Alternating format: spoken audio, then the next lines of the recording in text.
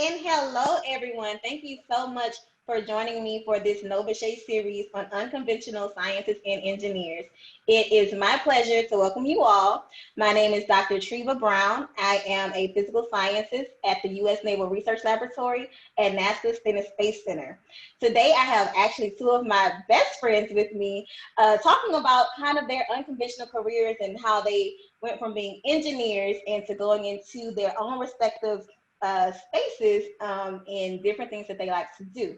So without further ado, I am going to allow these ladies to introduce themselves, and then we are going to go into some questions to kind of get into the nitty gritty about what it is to actually go through a particular major and then just follow your heart and do what it is that you love to do.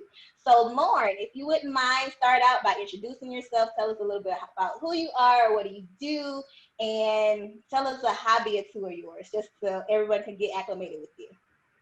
Okay, hi, my name is Lauren Thomas. I am from Alexandria, Louisiana. I attended Louisiana State University and I graduated with my Bachelor's of Science in Industrial Engineering in 2010. I went on and got my MBA from the University of Houston in Victoria and graduated in 2015. I currently reside in the Dallas, Texas area, and I work for Raytheon Technologies as an IT project manager. So yeah, far-fetched from my industrial engineering. And some fun facts, my dog is probably my best friend at home. And I like to do other things outside of IT work and engineering, so graphic design and just doing fun stuff. I'm decorating the house. So those are some things I like to do on the side. Thank you, Lauren. And Alexis? Hello, everybody. My name is Alexis Freeman. I am originally from Baytown, Texas. I also attended Louisiana State University in Baton Rouge, where I got my Bachelor of Science degree in Industrial Engineering as well. I am currently in school to pursue a different career path in nursing so that I can be a family nurse practitioner. I currently reside in Dallas, Texas, where I work at Caliber Home Loans as an IT resource manager, where I sometimes get to implement my fun stuff of process improvement, continuous improvement, things of that nature. Some fun things that I like to do, I love making jewelry whenever I have the time, which is far and few in between. And then I also like to spend time with my family and friends with my hubby. We just made 3 years yesterday. So yeah, that's a little bit about me.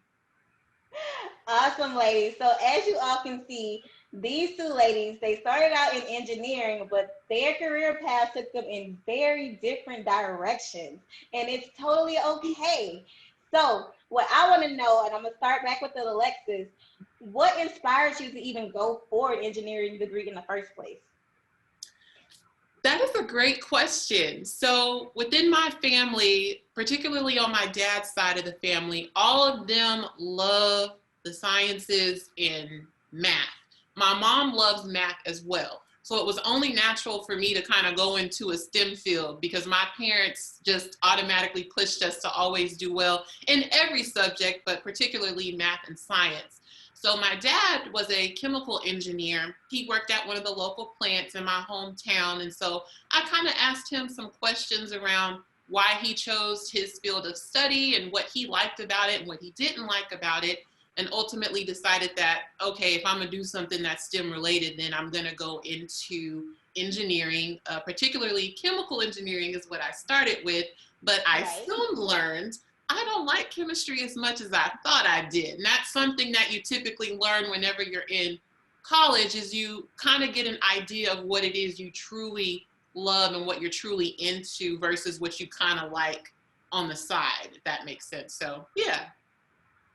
Awesome, awesome, awesome. And Lauren, same question to you.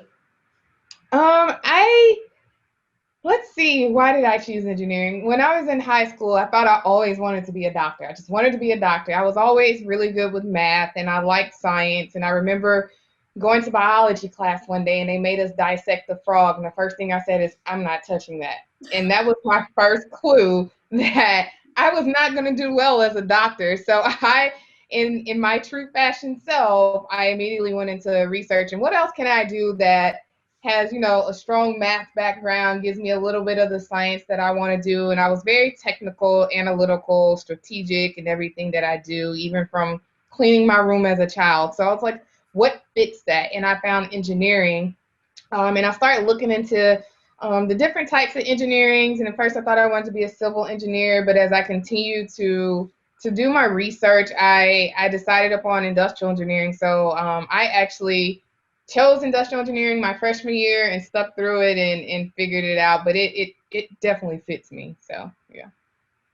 Awesome. And so actually, Alexis actually brought up a good point about when we're in college, it is okay. You're trying to figure things out. So it is okay if you're trying to figure out if you want to, I don't know, maybe go from chemical engineering to industrial engineering, or like for myself, go from chemistry to dance. I actually minored in dance.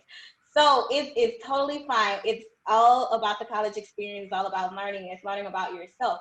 And it's perfectly fine. Don't let anybody pressure you into pursuing a career path that's not good for you. Because at the end of the day, you're the one that has to make the grades. You have to keep up the grades to stay in school. And at the end of the day, you have to be happy.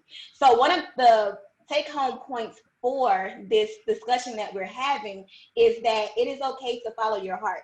Don't ever feel like you're stuck in a position where you have to do something because your parents either nudge you in the direction that you think you want to go, or because other people are influencing you to go in a direction that you want to go. When I was going to school, I wanted to minor in dance, and I had an advisor tell me, like, normally people will minor in like math or biology, but you want to do dance?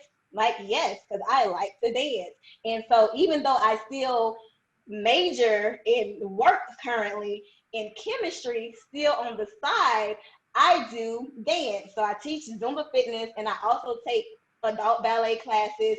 I love Latin dancing. I love social dancing. So I still do what I love, even though somebody else said people don't normally do that. But it's totally fine. We still good. As you can see, we are doing amazing. So it's perfectly fine. So that brings me to my next question. And Lauren, I'm going to start with you. So do you have, what we like to call a side hustle that deals with either your industrial engineering background or what you're currently doing now in IT? Well, that's a very loaded question. Because I honestly only used my engineering degree probably about the first 2 to 3 years out of college, and then I really fell into IT, and when I fell real hard into IT. So my side hustle is doing stuff wrapped up into IT. So although I'm an IT project manager, I've been fortunate enough to be able to pick up a lot of skills. As a project manager, you don't necessarily need to be very technical. You don't need to know how to write code. We have people for that. But if you're inquisitive like I am, you start to pick up skills along the way. You're curious and you ask questions. So my side hustle, I build websites for people. It's something I like to do for fun. So like, I don't think of it as a job. It relaxes me. I am a big introvert, so it fits because I don't really have to do a lot of talking to do it. I get my requirements from my client, and I take it and I run with it. I can sit in my office and just work, and it taps into my creative juices. Like I mentioned earlier, I love to like decorate the house and stuff, and doing a website kind of gives me that little satisfaction of being able to create something and design something. So it is my side hustle. I just use my job, and I think engineering ties back into that whole having to kind of be organized and be strategic in my thought process, how I think through things. I credit all that to engineering. So That's awesome. So Alexis, girl, I'm coming to you. What do you say about that? Lauren made some good points around taking some of the aspects or soft skills that we learn within engineering, such as being organized, learning how to do things in an efficient manner, things of that nature. Now, as far as a side hustle for me that pertains to engineering, I don't really have one. And that's a good reason, because one of the things that I pursued even while I was in grade school was the arts. So just like how you minored in dance, everyone knows, well, not everybody on this call, but people know that I love dance, I love music, I like making jewelry, I like art, things of that nature. So that's always been a part of my life. I feel like it's a great balance to have whenever you're in such a technical or science heavy field, because the two kind of play off of each other. There are certain aspects that I can take from engineering and leverage it within some of the arts or some of the other things that I do, as far as making sure that I keep my stuff organized. Like when I make jewelry, I have to make sure I come in with a plan, design what it is that I'm going to be making, try and do some trial and error or some testing with my designs to see what would be or look the best for that individual that it's being made for, and then ultimately executing the piece and then sharing it with the person that it's for. And then likewise, whenever I'm doing stuff for art, I feel like it helps me to have more of an open mind when it comes to coming up with certain solutions at my job. So both of them play off of each other, and I feel like it's great for you to be able to have that kind of balance within your life with those two aspects. But as far as my side hustle, I currently, or not currently, but before the pandemic, I was teaching jazzercise aerobics. And again, that kind of plays off of me wanting to do the arts, do dance.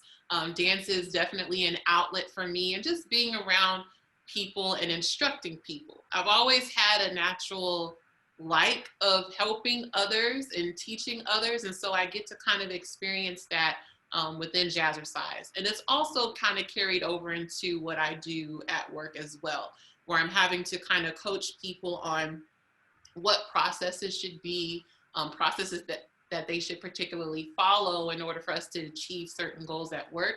So they work hand in hand. That's awesome. So Alexis, you actually brought up something that was going to be one of my questions for this call, and that is about soft skills. Soft skills are important, and that's in whatever you're doing. So Alexis, in your opinion, what are some important soft skills that students matriculating through undergraduate school, what are some good soft skills that they should learn or pick up on or try to implement into like their daily endeavors? Number one, communication.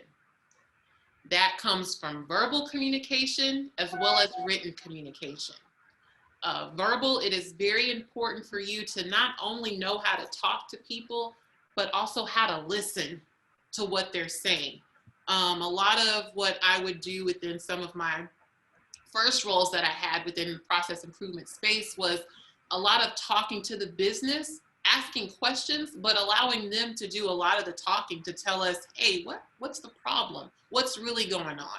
And then, we kind of take that and analyze it to be able to provide them with a great solution. But if you don't listen and you're the one who's doing all the talking, you miss out on some key elements that you'll need to use to help you to do your job. For written communication, I think we've all been at some place where we've gotten an email from upper management, or it's anybody, where they either misspell a word, use incomplete sentences, they don't use the correct greeting within an email. And let me tell you, that makes all of the difference, because number one, it helps me to understand what it is you're asking me or trying to tell me, versus me trying to decipher from your email, hey, what is really going on, or what are they trying to say?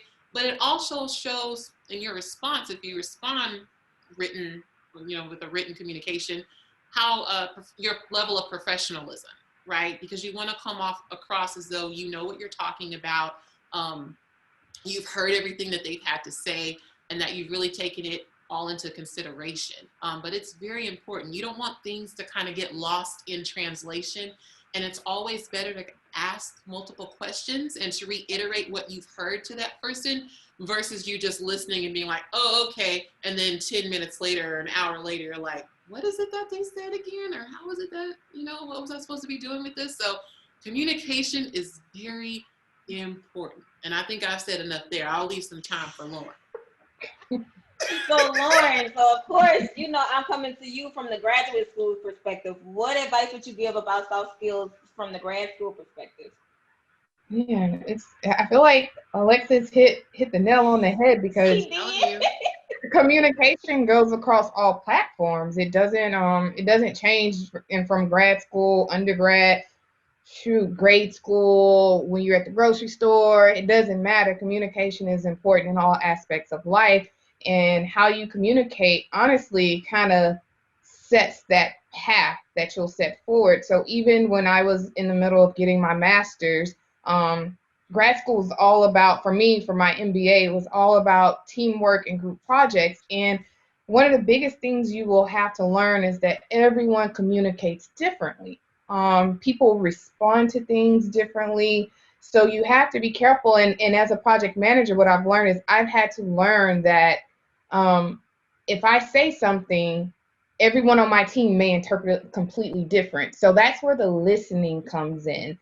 Before the pandemic, when we were face to face, it was easy to tell when someone might not have comprehended the intended message. But now we're living in a world where everything's virtual. And everyone, I know at my job, when the pandemic first hit, it was so hard to get cameras. So we don't all have cameras. So it's hard to judge if someone is able to comprehend what you're saying or how they take the way you communicate with them. So emails have become increasingly important now. Tone of voice has become increasingly important, and you listening, like listening is big. And I think one thing I would like everyone to take away is when someone's talking, don't while they're talking, don't try to form your response while they're still talking, because I guarantee you're going to miss something very, very important in that statement. Listen to them fully, because they might answer your question or address your concern by the time they're finished talking. In the meantime, you're trying to formulate what you want to say and you miss the whole thing. So it's the same in grad school, when you work. Group projects will be challenging. Everyone's different. Have some empathy. People have lives. People have things that are going on that we might not necessarily know about. So have a little empathy. Don't always say, oh, this person never shows up. Maybe you should pull them to the side and have a conversation and let them know, hey, is there anything that I can do to help you help me? Have those conversations and just be considerate of people. And that'll take you very, very far. Oh, Yes, and ma'am. Alexis. I wanted to reiterate a point that she made is that everybody communicates differently. That's another, they have lots of trainings on understanding how the different types of communication or the different ways that people communicate or what type of communicator the person is. I encourage everyone to try and find an assessment and take that. So that way, not only do you understand what kind of communicator you are, but you understand what kind of other type of communicators there are and how your type communicates best with their type and vice versa, because it's a two-way street when it comes to that. So I just wanted to add that tidbit. Yes, So great. Alexis, so do you have any references that you might can throw out there for them to follow as far as hey, you threw it out there, girl. Like, I did, what and kind of test? What kind of test can they take? Show them the way. now I can provide some after the fact. I know for Okay. me, the ones that I have taken have been provided by my employer. So a lot of them will have certain soft skill workshops or meetings that they'll have throughout the year that you're able to take as long as you have time to do so. So anytime that I've been with a company and they've provided those types of classes, I have definitely taken advantage of it. And I know at one company I was at, it was actually mandatory for our team because we did a lot of communication with each other as well as with different parts of the business. So it was important for us to kind of have that on lock. But I'll definitely follow up and provide you with some sources online that I feel like are credible that they can look into to determine that. Yeah. Definitely. And so I want to actually touch back on something that Lauren said while she was giving you her advice. And she talked about empathy. So one thing that a lot of people know about me, I care about others, probably sometimes a little bit too much. But empathy, compassion, understanding, and gratitude goes a long way. Always be thankful, always be grateful, because you never know who in which walk of life, whatever it is they do, from your custodial workers to even your supervisors. Who is it that's going to be there for you to lean on, and especially during this pandemic? And Lauren also brought that up too. You know, right now in the pandemic, everything is different. Everything is different for me. I dislike this virtual thing, y'all. Everybody know I dislike this virtual thing. But we have to adapt.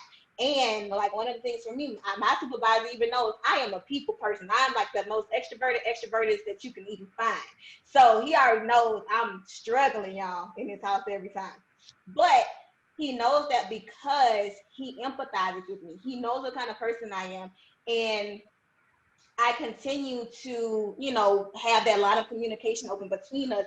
So he checks on me all the time, like, hey, how you doing? I know you cooked up in the house. How you doing? So all of that these two ladies just shared is such valuable information, and it will take you a long way no matter where you're going to go with your career. So ladies, we only have about 10 minutes left, and I really want the listeners to know today, I want you all to give me some final words on being what I consider an unconventional scientist and engineer. So I'm gonna give you an example. People always tell me, and I actually got it today, you don't look like you're a scientist. So how do you respond, or how does that make you feel when people tell you, oh, you don't look like you're an engineer turned IT person, oh, you don't look like you're an engineer turned nurse? Like, what are your thoughts about that? So Lauren, I'm gonna start with you. I use it as drive and motivation, and I know everybody feeds off that a little differently.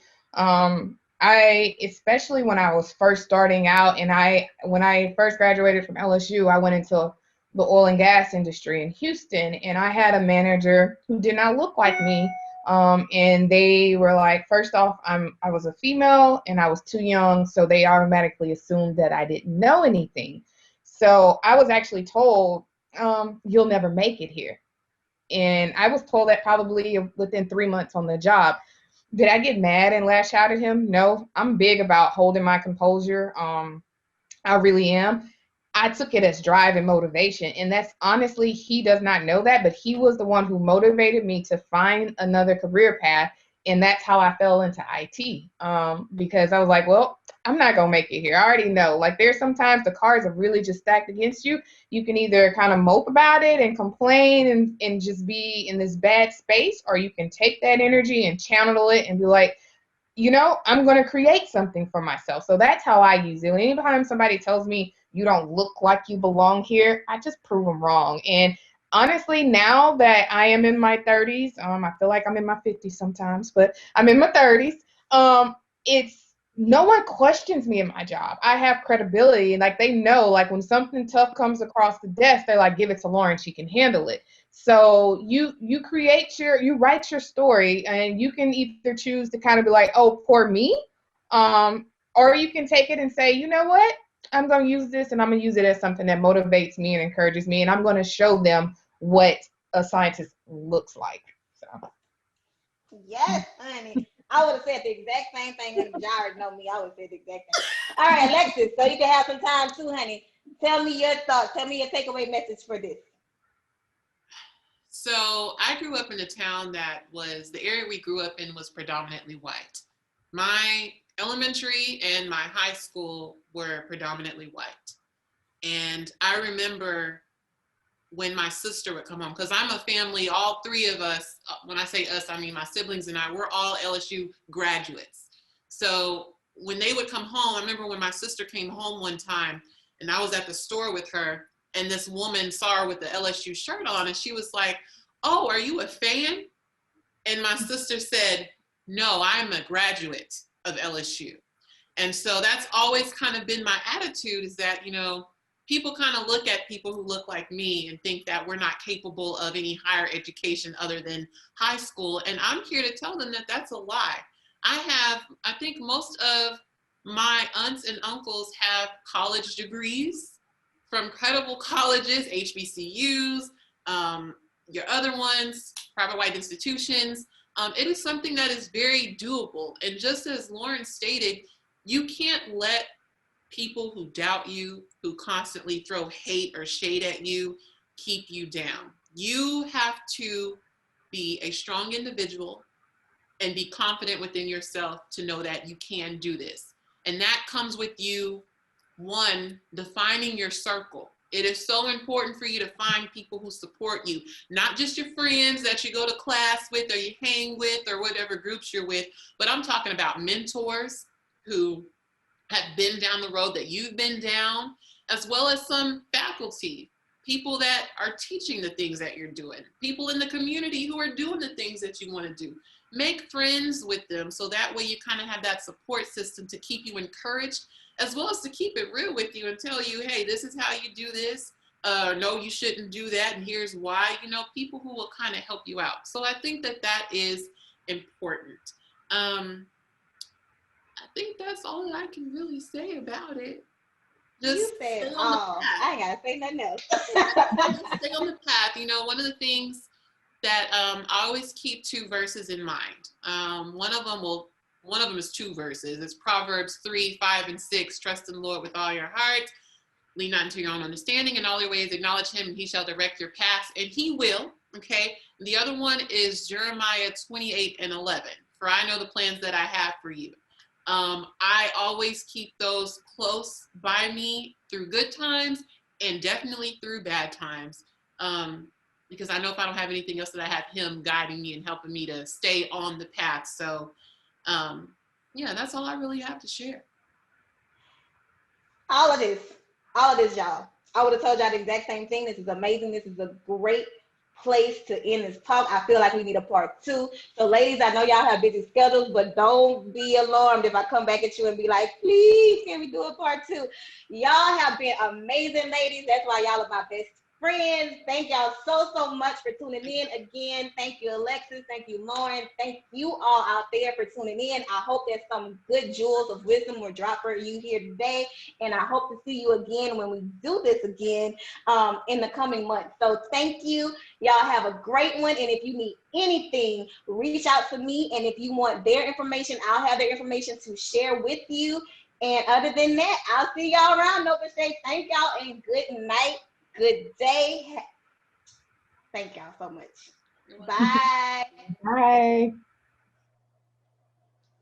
Hello, everyone. Thank you all so much for tuning in for our discussion this evening. If you all have been following the chat, we are turning on our cameras right now so that you can see us, me as the moderator. I am Dr. Treva Brown. Thank you so much for joining us this evening, and my amazing besties, the two panelists of the evening, Alexis Freeman and Lauren Thomas. So we are here for the remainder of the hour to do a live Q&A. So as it says in the chat, if you could please direct your questions to the Q&A chat button that is at the bottom of your Zoom screen. That would be greatly appreciated. We'll start with a few questions that we already have in queue. And if you can think of anything else while we are talking, please feel free to add your questions to the Q&A. This is a safe space. No question is a bad question. And even adding any comments that you might have would be great as well. So, Lauren and Alexis, I'm gonna have you turn on your mics so we can get the Q&A started, please. And I want to first thank y'all for dropping all those gems because they were amazing. I could like start on so many different spectrums, but we're gonna kind of pick up with where the talk left off and talking about how you all transition from basically engineering into two entirely different things, right? So one of the questions that we have is to provide suggestions on how to transition into an unfamiliar field when it is a passion project that's not necessarily connected to a college degree. So suggestions on transitioning into an unfamiliar field when it's a passion project that's not connected to a college degree. So I will let either of you start with the answer to that question. I guess. Passion project. Okay. I guess this kind of relates to me kind of going, well, no, I don't know if it really relates to me kind of going away from what my degree was in or not. since I'm Yeah, let's talk pursuing about that. something. Yeah. So yeah, going away from what your degree was actually in. So, Oh, ultimately, you know, I know you as a person, so I know that you like caring for people. So that's a passion of yours. So how do you turn that into how do you navigate going from what your degree was in into what you're pursuing now? well, I'll say about 20 years later. I'm joking. No, we've been graduates from LSU. Gosh, I finished in 2011, right? So it's been a minute. And like you said, one of the things that's always been important to me is helping people. But I guess in the beginning part of my career, I got some fulfillment from that in doing process improvement, continuous improvement, because essentially, in a nutshell, what we do is we try to take processes and make them easier for the employees. But a lot of times, what I was finding for some of the companies is that um, process improvement to them is saving money. And sometimes saving money means somebody loses a job. And that became something that was a recurring thing to me that just really didn't sit well with me, because I'm like, in the world of process improvement and advanced technologies and methodologies, things of that nature, there's always a way for us to try and make the job better where we don't necessarily have to get rid of a person. We can either repurpose them to a different role, or we can train them and allow them to stay within the current role that they're in, right? So I started to kind of question, what am I doing?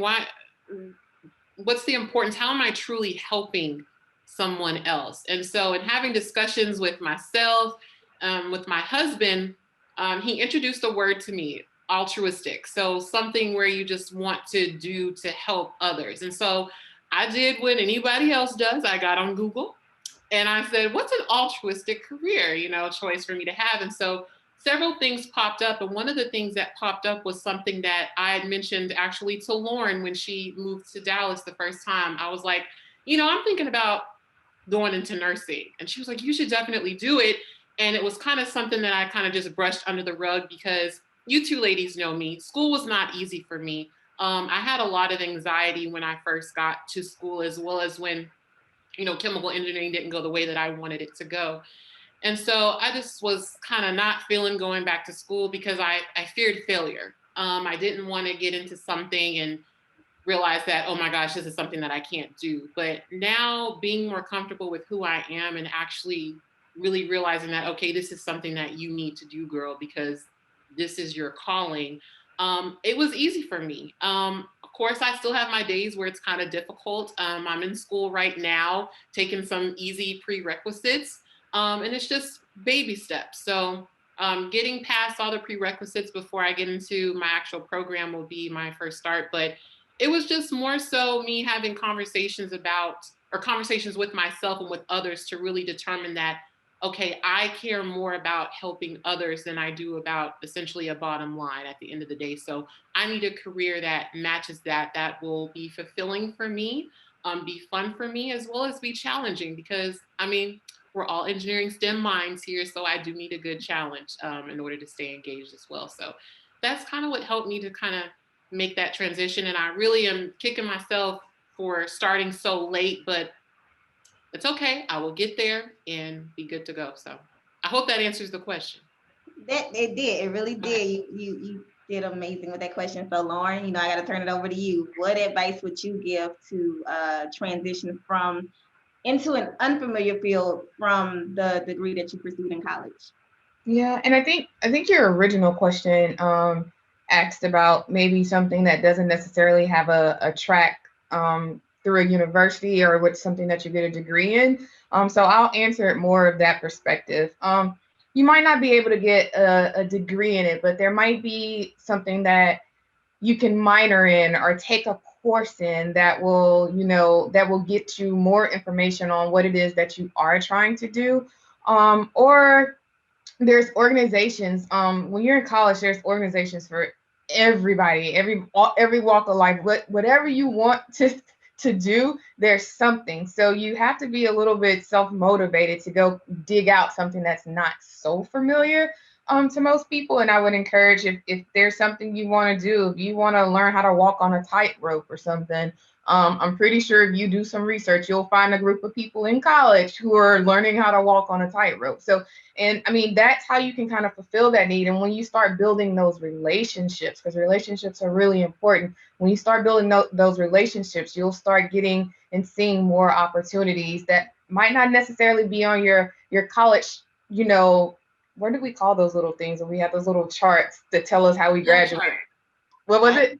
The flow charts, right? Yeah, the flow charts, the little flow charts we had that told us all the courses we had to take to get an engineering degree. So it might not be on that flow chart, but there's another path you can be taking to pique your interest, to keep you kind of like in your happy place, because we all have something that's not necessarily what we do day to day to earn a living, but it kind of helps us to stay in our happy place. It helps us to stay sane, for lack of better words. So yeah, I would suggest being self-motivated, seeking out things that are not necessarily a college course, but might be an extracurricular activity that can kind of help you get to where you need to be. So yeah. Definitely, and I agree with what both of you all said. And I'll go back to my dance background. I did that on the side, and then I did different little things. I was proactive about it to just kind of navigate my way into figuring out, okay, well, how can I, kind of wiggle this into what I'm doing? And then come to find out, I was able to add that to my courses that I was taking, so they counted as my free electives, but I was also getting a minor in that as well. So just being motivated, if you're passionate about it, you're going to be motivated about it anyway, right? And you can reach out to people for help. That's what we're here for. That's what NOBCChE is here for. Reach out to someone that you know that might be doing it currently. Also just, Google. Like I would tell my students all the time when I was teaching, Google and Jesus, honestly, like step on faith, to be real with you. So I think those are that was some really good advice. So I am going to go to this next question that kind of ties into this. So we have a question, and it is posed as such. It says, I want to go back to working in the lab because I'm extroverted and opinionated and don't want to be fired for being targeted for those traits. Are there unconventional science careers that you know of where job stability comes from doing good, yet from doing good work? I'll leave it at that. Y'all, it's late at night. I'm so sorry. But did y'all understand it, or do y'all need me to reread that? I mean, we can read it. We see it here as well. Okay, that's why y'all my besties. I feel like that's more of a question for you though, Treva. You have more experience and you know the atmosphere. I haven't worked in a lab since college, which is 10 years ago. So yeah. But Lauren, I think we can relate to it because you and I both did oil and gas, right? Like we worked in oil and gas, which is typically anything that deals with manufacturing. That's I guess a known engineering field per se. So I guess we could kind of speak from that perspective. I need to see the question again because that was kind of a loaded question for me. I'm sorry. Yeah, just click in Q&A. It's in there. It's in Q&A. Yeah, because I don't know any careers for scientists off the top. I know what I did to kind of. I am an introvert, but when I know you and I'm comfortable, I am a lot more extroverted. But in order to get out of the environment I was in where I felt like I didn't have a voice and I couldn't speak, like I said in the video, I created my own path. I sought out other opportunities, even within the company that I was working in. I start talking to other people. Most companies have an internal job site to where you can look for jobs inside the company. So that's what I would spend my lunch break doing. I would go search for jobs inside the company. And when it's an inside job, you can see who the hiring manager is. I would reach out directly to the hiring manager and have a conversation with them. And you would be able to, get a feel, because one thing you need to really be conscious of is when you interview, don't be so nervous about an interview because it's your job to be interviewing them too. They should be just as nervous to interview you. So I don't go into any job saying, oh, I really want this job. I'm like, no, if it doesn't seem like a fit, if I'm not clicking with the manager who's interviewing me, I I'm not going to take the job, because you're going to kind of be stuck in the same spot where you're at, where you're saying you're more extroverted and opinionated, and they're still going to crush you. So interview them just as much as they're interviewing you when you're going and looking for these opportunities. But I would suggest you create those opportunities. You go out, you search, well, whether it be inside the company or outside the company, you find it. And honestly, the best thing to do is just interview them. So yeah. So Lauren and Alexis, that was amazing, because actually you all didn't sit in on this talk that I gave, but I actually gave a talk about that last Tuesday or Monday, one or two, but it was last week. So I said the very same thing. You have to interview the ones that are interviewing you, because you have to make sure that their workplace is going to fit you. So me, for example, just like they said, they were like, it's more of a question for me, which it is, but I'm the moderator, so I had to let the panelists go first. But I work in the federal government. No one in a million years could have told me that I would be working for the U.S. federal government. For me, I am very extroverted. I used to be outspoken, but I had to learn that professionalism in the workplace. And there's things that, and I'm saying this,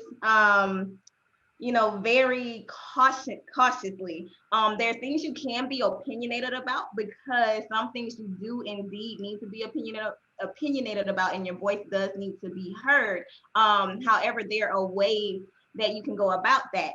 So in terms of being extroverted and opinionated, for me, the people that I work around, they get me. They already know my office is the communal space. My door is open. You're free to come talk, but I'm a very personable person as well. So, I invite people to come in to talk to me, and that's how I feed my extrovertedness. And when I applied for my job, I got to walk around. I got to meet the scientists. I got to ask them questions. I got to ask, okay, well, what does a typical workday look like? What do you expect of me? How are we able to present ourselves and, basically, show up and show out like this is me all day, my fancy earrings, my hair, etc. So is there a certain type of, persona that you want to give up off? Because you have certain places where if you don't look a certain way, they kind of don't want you. It's unfair, definitely, but unfortunately it exists. So that's why it's important that you have to interview the ones that are interviewing you, and you also have to do your homework on the place. So you have to make sure that you are that good fit. So for me, I never thought I would be using my inorganic chemistry background to do corrosion science, but that was one of those unconventional careers that I fell into. So I think definitely going from the standpoint of, doing research, talking to those who are already there, interviewing who are interviewing you, and then just being yourself, honestly. Of course you're going to do the work, because we are all amazing. But you can't let anybody hold you back from being you. So I'm gonna stop right there, because like I said, I gave an entire presentation about that. And Alexis, you have something. I was going to make a add-on to something that you said around, interviewing the company and making sure that you remain professionalism. Being professional doesn't mean that you don't be you. It's all about your delivery and how you state certain things, how you, voice your opinion. So if you feel strongly about something, it's going to sound, you can make it sound real like, I don't know, you're annoyed. Like, I don't want to do this. I'm sick of this. Why y'all got me doing this?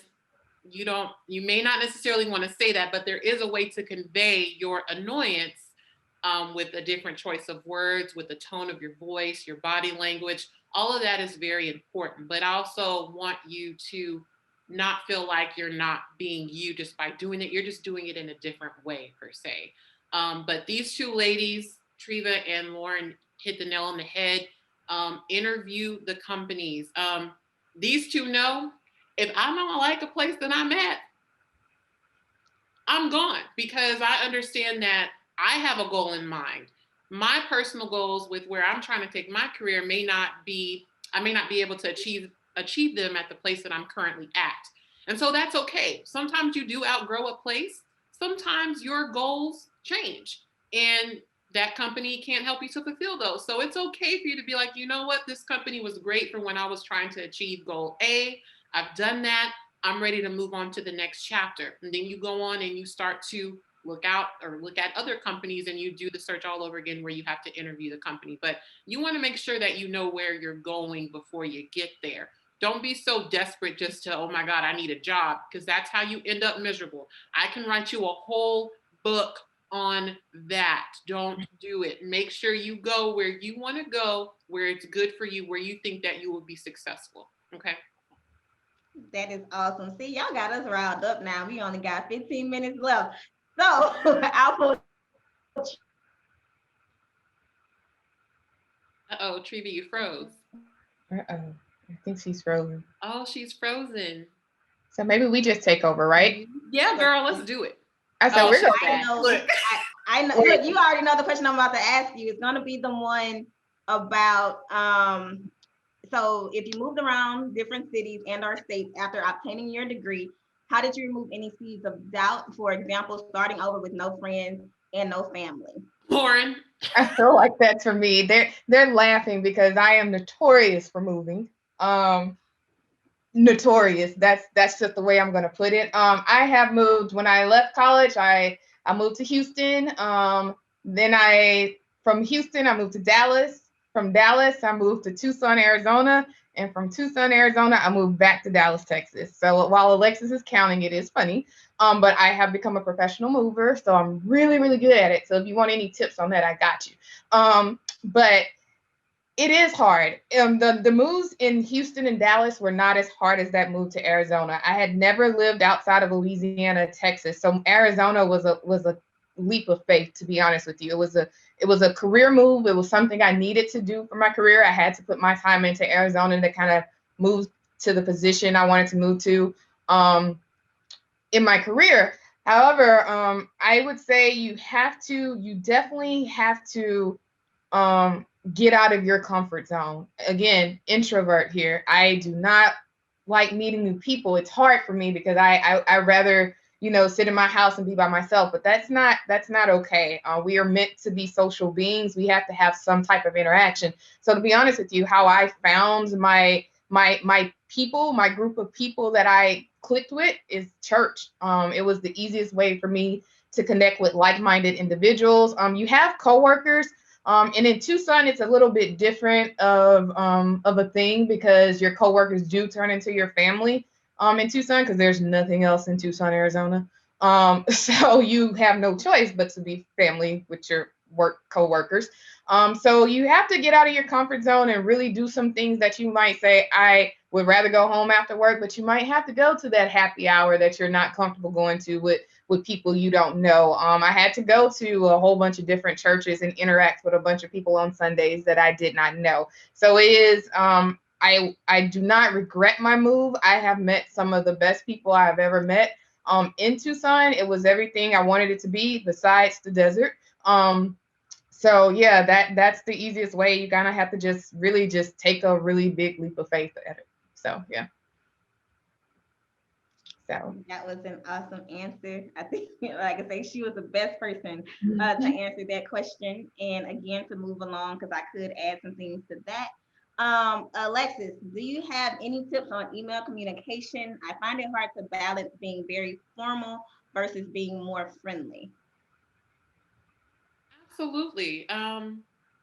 And I know I might get a few frowny faces for this one, but that comes with you building a relationship with people that you work with. So sometimes that involves you picking up the phone. I know right now we're in COVID era and we're not able to really see each other all of the time, but building a rapport with somebody so that way they're able to actually read your emails and know, kind of gauge what your tone is very important. So I would say start off with phone communication first before you move into email. But if you just strictly want to be an email person, make sure that your grammar is correct. Make sure that you formally greet the person.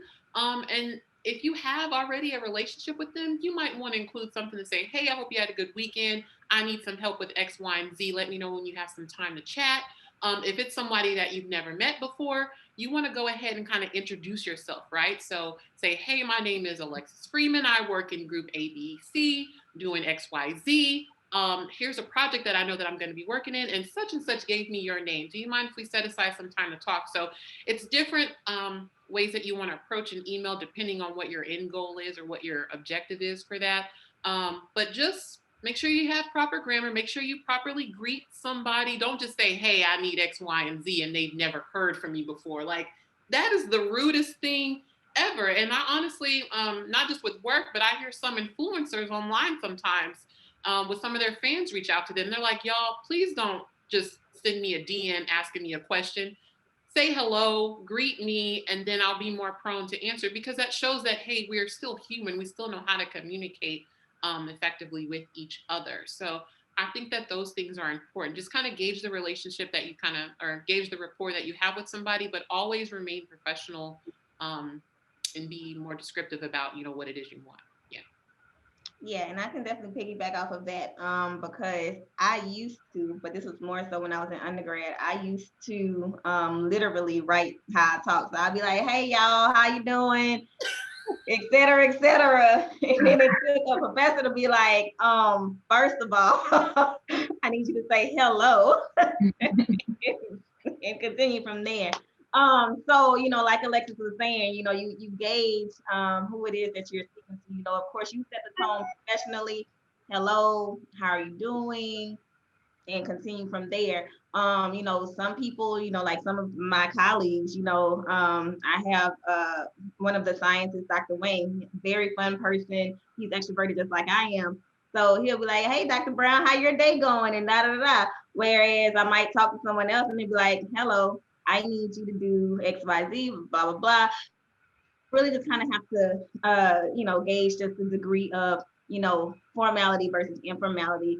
Honestly, kind of from person to person, but I would say just start everything professionally, formal, and then, just go here. So those are some great words of advice. So I am going to take this next question. I've been looking at it and I'm like, what am I going to say?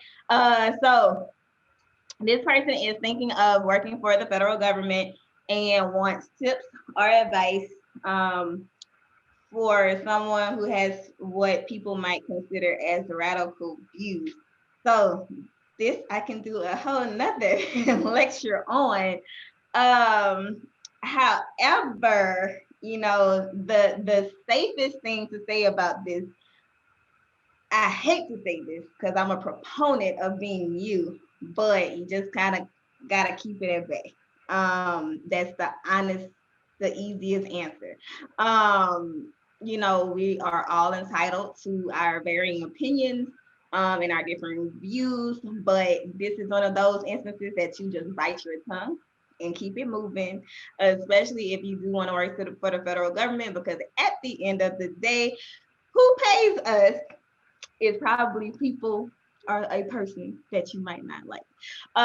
So that's the easiest thing I got for you. If you want to reach out to me and talk more about this, I will be more than elated to talk with you more about this. I'm gonna actually type my email address here once I start the next question. So let's talk about this more. But yeah, at the end of the day, you got quote unquote radical views. It's just easiest to keep it at bay. And Lauren, you could actually attest to this as well because you work for the federal government. Alexis, I see your hand. What you got for me? I was just gonna say, maybe if you're have those types of views, that maybe that industry isn't the right one for you. I mean, not in a rude type of way, but just for you to be able to maintain you and be you, either own your own business or go somewhere where it's accepted. I would say that. Yeah, and I'll piggyback as well because I work in defense, and we have clearances that we have to maintain. So having a radical view may have you cause to have your clearance revoked. So if you work in industries like defense, you cannot work without your clearance on certain things. So you really want to I'm careful on all social media platforms. And it doesn't bother me. So if it's something that bothers you to where you're very outspoken on social media and you want to make sure you get your views, or if you're one of those people that want to go back and forth with the opposite, that might not be the industry for you. I'm a private person, so somebody can say something against my beliefs all day on social media, and I could care less. Like, it doesn't bother me. So it fits me because everybody knows, if you know me, you know what's going on in my life. If you don't, you just don't. You don't know what I believe in. You don't know anything. I'm just super private. So, regardless of what my views are, no one really knows. So that's perfect for me. But if you feel like it's going to diminish who you are as a person, that might not be the best industry for you to be in. Agree. See, y'all say this so. I'm the nicest person. I'm always like, oh, butterflies and rainbows, and they just gave it to you straight. That's yeah. And honestly, yeah, that's really it. That's really what we got for you. I totally agree.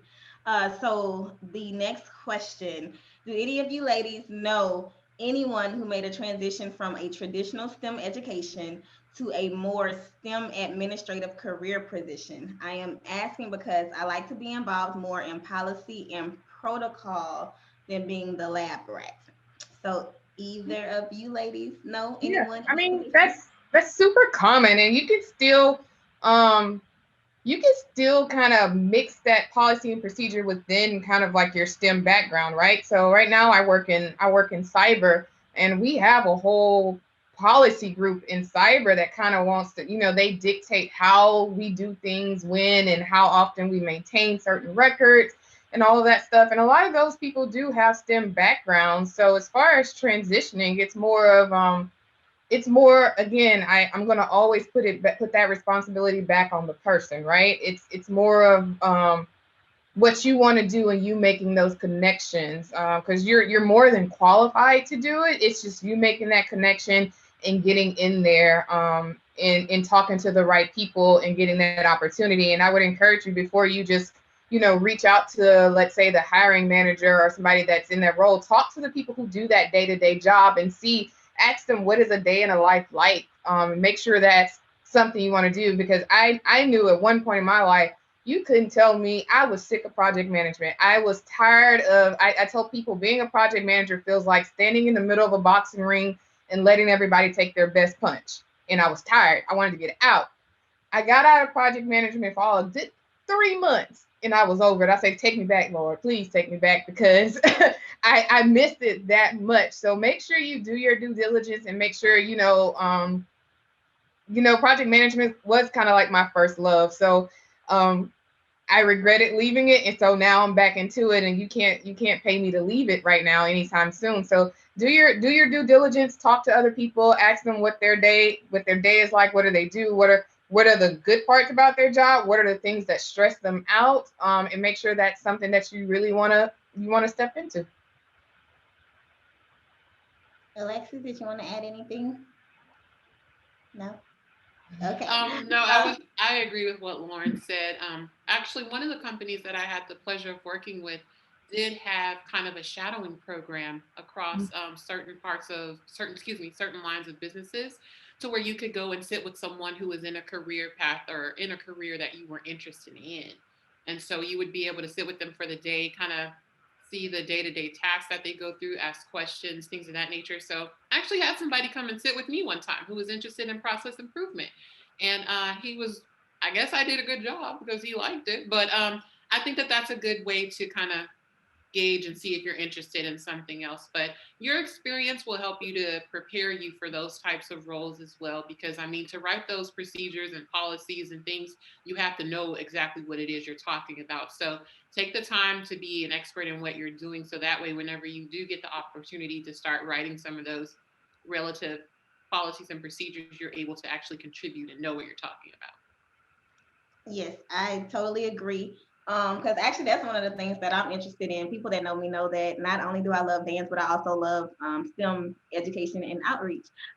So that's one of the things I look at and study on the side. So kind of going back into those unconventional tasks and kind of charting ways from what we went to school for versus, our passions and trying to navigate into, other passions that we have. I just kind of do it on the side. So for me, I know a few people that are actually in DC that actually deal with STEM education policy and oversight. And I got to meet these people just honestly by going to talk. So just, I would hear about different people that might be coming to, let's say, the education department, on campus, and I would go to that talk, or, even for me where I am on site at Stennis, I would hear about different speakers coming for whatever other thing that's unrelated to my field, and I would just go and make that effort and put forth that effort to make that person know who I am and just continue that relationship. So that's also another way that you can go about it. Just, be proactive and, try to find out about people that might be coming to your area to give talks, and you can form relationships that way. So all of those are really good pieces of advice. And I hope we answered that question for you. So I know that we are at the top of the hour. We have one more question left. But before I get to that question, I do want to remind you all to look into your chat. And there is a survey there that we would like you to answer for us, because we, in order to continue providing you all with this amazing content, your answers and your feedback definitely help keep us going. And especially if you want to see me and my friends back here, we would love that amazing feedback. And we hope it's amazing. We think it is, because we've been getting some amazing questions. So please, if you haven't already clicked on that link, please scroll up in your chat if you need to scroll up in your chat. And it is a link that is going to ask you some things about, how you felt about the session today.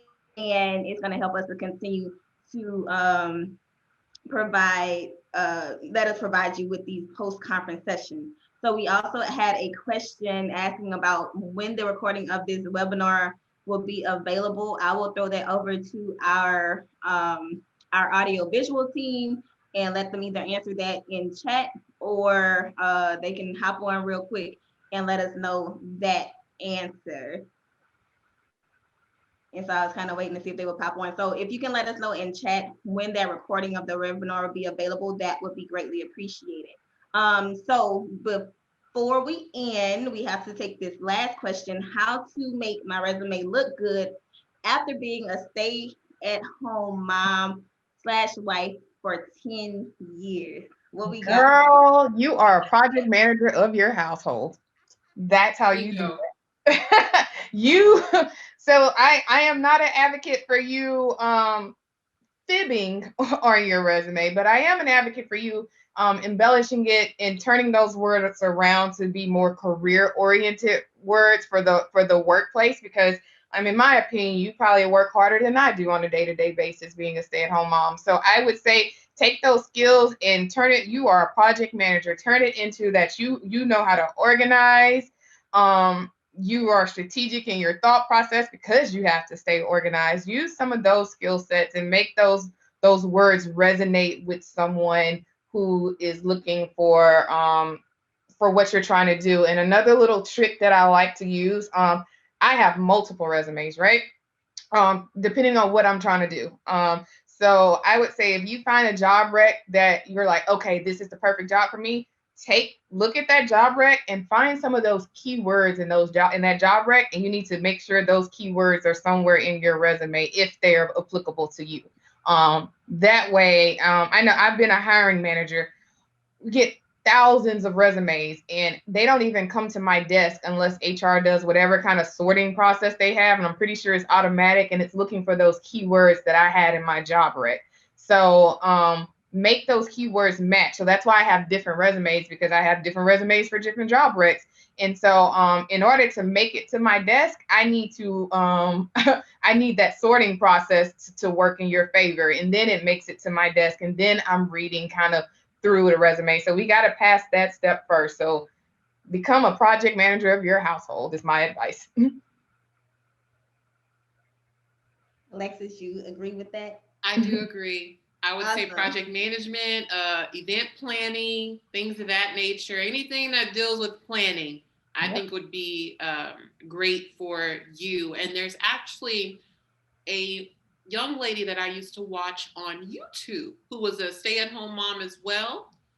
Didn't get to finish her college degree, but ended up going back into the workforce. And she actually used examples of her platform on YouTube to help her secure a job. Because they asked her, well, what have you been doing in the years between, your last job and now? She said, I've been making YouTube content and here's what it's about. And they were very intrigued with her, gave her a job, and now she's thriving. So I think I remember her name, or I can find it if you want to watch her video where she kind of talks about that.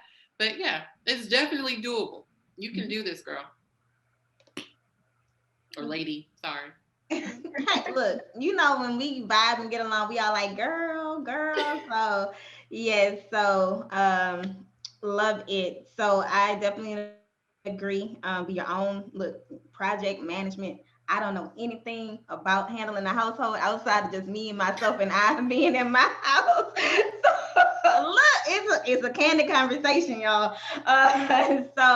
So more props to you. But yes, I definitely agree with what Lauren and Alexis say. Play off of your strengths, different resumes to tailor to the different positions that you're applying for. That's for honestly anybody. And you just in this day and age, you just really got to be creative. So I think that I know that you have this. So without further ado, we are about 6 minutes over. This I think was an amazing talk, an amazing time. We had some great laughs, some great jewels of wisdom dropped here. We have been told that the recorded session of this should be available by lunch tomorrow, and you will be able to find this online at NOBCChE2020.com, which is the conference website. So if you have not had enough of us, feel free to find this recorded session online at the conference website. Again, that is NOBCChE2020.com to look for this and all other recorded sessions on here. Also, please remember to fill out the survey at the end of this session. Again, bring us back, but also keep these post sessions going. And speaking of post sessions, I want to also include that our next session is going to be happening this Friday, and this session is going to be about applying to chemistry programs.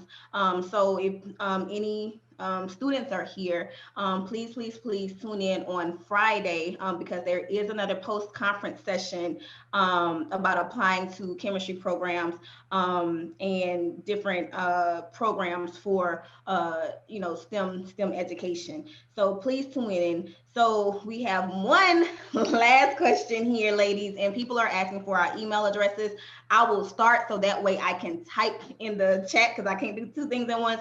So my email address is TB as in boy, ROW45@gmail.com. That is my personal email address that I always check. So please feel free at any time to email me. It might take me 2 or 3 days to get back to you just because of all that I have going on. But trust me, I will get back to you and I will engage with you. So as I am typing, I will type the other ladies' email addresses as well. But I will see, my friend already on it. Go ahead, Lauren. So Lauren, just let them hear your voice and provide your email address, and then we'll follow it with Alexis. Yes, I just dropped it in the chat for everyone. It's lmthomas1908@gmail.com.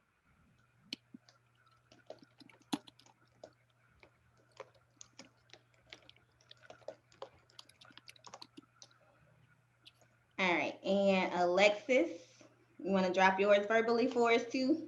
Sure, mine is Alexis, ALEXIS, the letter J, and Freeman, FREEMAN, @gmail.com. Y'all are amazing.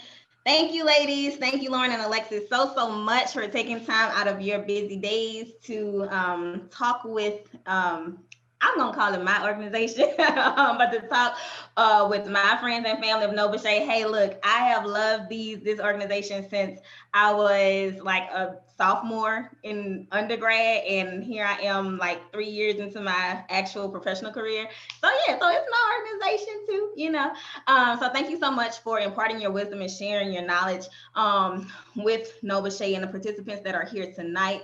You ladies already know how I feel about you. I love you so much dearly. And thank you all, the attendees that are still left here in the room. Thank you all for giving us your time this afternoon to chat with us and, you know, ask some amazing questions. Again, our information is there for you to contact us after this session. And again, have to reiterate, make sure you answer that survey and make sure you tune in on Friday for another post conference session, and that's going to be about applying to chemistry programs. So without further ado, this is my time to tell you all good night. Take care of yourselves in 2020, and hopefully I will see you all and or talk to you all again soon. Bye.